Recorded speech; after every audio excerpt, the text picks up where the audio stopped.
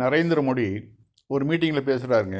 எப்படின்னா, நம் நாட்டில் ஞாயிற்றுக்கிழமை வார விடுமுறையாக இருக்கிறது. அது ஆங்கிலேயர்கள் கொண்டு வந்தது. அதை அப்படியே நம்ம ஃபாலோ பண்ணுறோம். இந்துக்கள்கிட்டையும் அந்த மாதிரியான ஒரு ஞாயிற்றுக்கிழமை புனிதமானதெல்லாம் கிடையாது. அதை நம்ம ஃபாலோ பண்ணுறோம். ஆனால் சில இடங்களில் இப்போ பார்க்குறோம், முஸ்லீம்கள் வெள்ளிக்கிழமை விடுமுறையாக அறிவிக்கிறாங்க. இது என்னது? முதல்ல நம்ம ஹிந்துக்கள்கிட்ட தான் சண்டை போட்டுக்கிட்டு இருந்தாங்க. இப்போ இசாய், அதாவது கிறிஸ்துவர்கள்ட்டையும் போய் சண்டைக்கு போகிறாங்க. இப்போ என்ன நடக்குது பா இங்கே அப்படின்னு ஒரு விஷத்தை விதைக்கிறார். நம்ம நாட்டிலேயே மட்ட ரகமான ஒரு தலைவர் இருக்கிறான்னா இந்த ஆள் தான். எப்படிலாம் விஷத்தை உண்டு, அதாவது முஸ்லீம்கள் ஹிந்துக்கள்கிட்ட சண்டைக்கு போகிறாங்களாம். கொஞ்சமாவது வெக்கம், ஒரு சூடு சொரணை இருந்தாக்க இந்த மாதிரி வார்த்தை வருமா? இன்னைக்கு வரைக்கும் அவர் ஆட்சியில் வந்ததுலேருந்து, குஜராத் முதல்வராக இருக்கிறதுலேருந்து முஸ்லீம்கிட்ட பிரச்சனை பண்ணி அதன் மூலியமாக மேலே வந்தது தான் இந்த ஆள். முஸ்லீம்களை தேவையில்லாமல் வம்புக்கு இழுக்கிறது, பாபரி மசூதியிலேருந்து இப்போ இந்த இதில் ஊபியில் நடந்த கலவரம், டெல்லி கலவரம், குஜராத் கலவரம், கோத்ரா ரயில் எரிப்பு, அத்தனையும் காரணம் இந்த ஆள் தான். இந்த ஆள் எல்லாத்தையும் சூத்திரதாரியாக இருந்து அத்தனையும் எல்லாத்தையும் கொண்டு அந்த முஸ்லீம்களை பல ஆயிரக்கணக்கான முஸ்லீம்களை கொண்டு குவிச்சு அந்த ரத்த வெறி அடங்காத இந்த நரேந்திர மோடி இப்போ சொல்கிறாரு, நாம் ஹிந்துக்கள்கிட்ட சண்டைக்கு போகிறோமா, கிறிஸ்துவர்கள்ட்ட சண்டைக்கு போகிறோமா? எப்படிப்பட்ட ஒரு மட்டரகமான ஆள் இந்த ஆள்! தன்னுடைய ஆட்சியை தக்க வைக்கிறதுக்காக எந்த லெவலுக்கு இறங்கக்கூடிய ஆள் இவர். ஆனால் இவரை இப்படி ரொம்ப நினச்சிட்டு இருக்கிறாரு. ஆர்எஸ்எஸ் இன்னும் கொஞ்சம் நல்லா பாருங்களேன், கருவேப்பிலை மாதிரி தூக்கி எரியும் இந்த ஆளை. அப்போ அட்ரஸ் இல்லாமல் போவாப்பில்ல. அதே மாதிரி பிராமணர்களும் தூக்கி எறிவாங்க.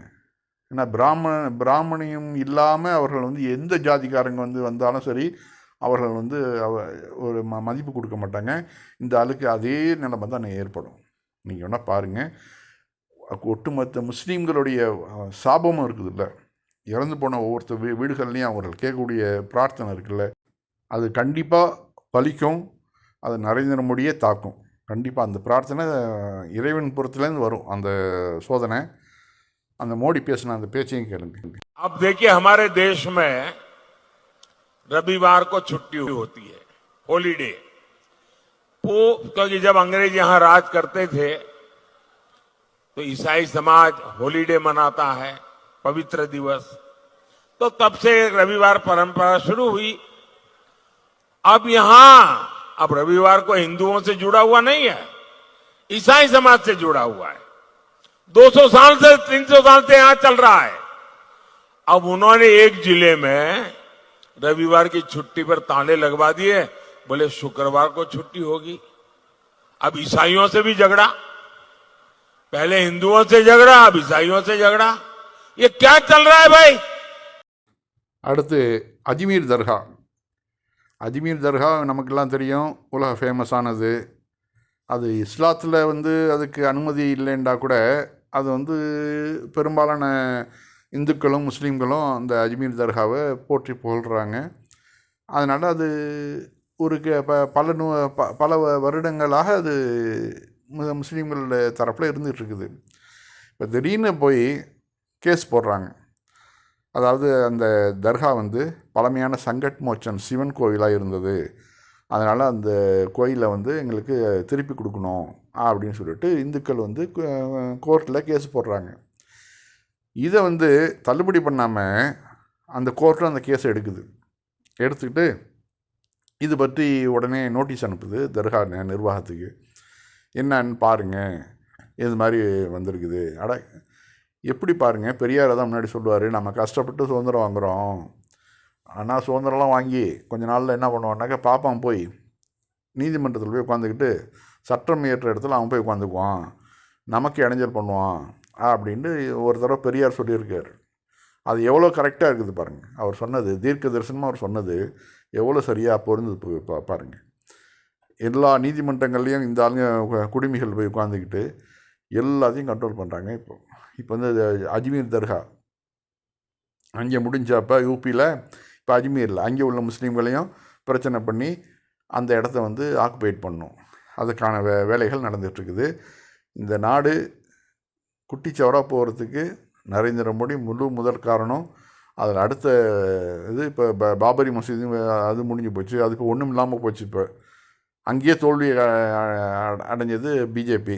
இப்போ அஜ்மீரில் கை வைக்கிறாங்க.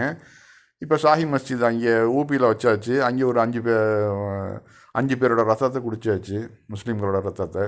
இப்போ அஜ்மீரில் கை வைக்கும்போது அங்கே எத்தனை ரத்தங்களை குடிக்க போகிறாங்கன்னு தெரியல. அந்த ஒரு சங்கி சொல்கிறத பாருங்கள்.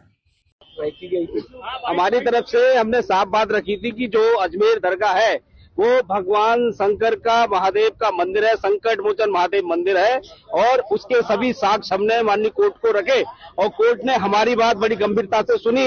हमसे भी सवाल जवाब हुए और उन्होंने बाद में चाहा कानून अनुसार कि ये केस चलने योग्य है, हमारी याचिका स्वीकार करी है और सभी पक्षों को नोटिस जारी किया है और अगली तारीख अभी जल्दी पता चल जाएगी।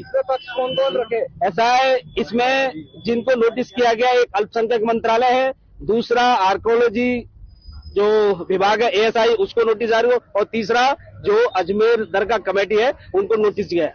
आज कोर्ट में जो बात हुई क्या रहा कोर्ट में पूरा?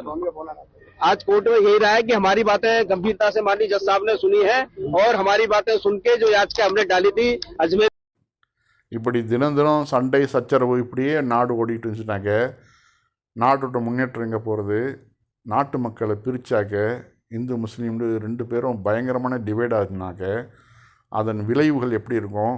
இதெல்லாம் கொஞ்சம் கூட தெரியாமல் ஒரு ஆட்சியை அதிகாரத்தில் இருக்கணுங்கிறதுக்காக இந்த மாதிரி இந்த நாட்டையே துவம்சம் பண்ணக்கூடியவர்கள் முழு தேச துரோகிகள்.